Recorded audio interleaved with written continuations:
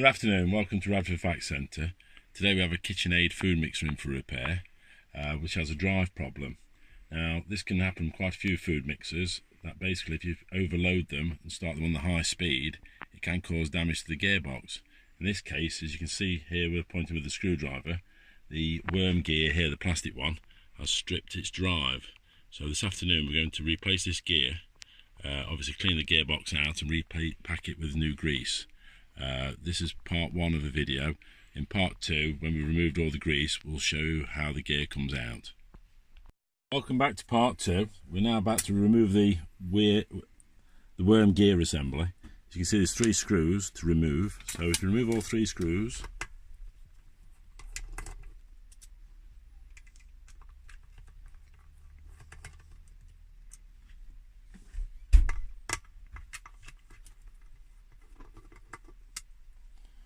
now remove the cast assembly.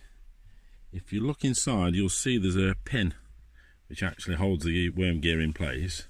So you need a small punch to actually drift that out.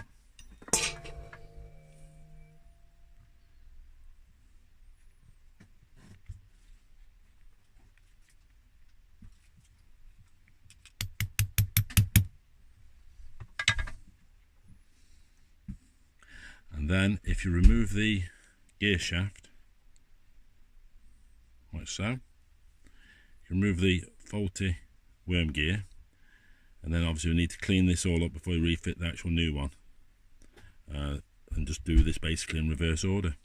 If you need any further details, if you could contact us directly at Radford Vac Centre, either by email at vaccentre@msn.com or by telephone 01623 629 788 for any further advice.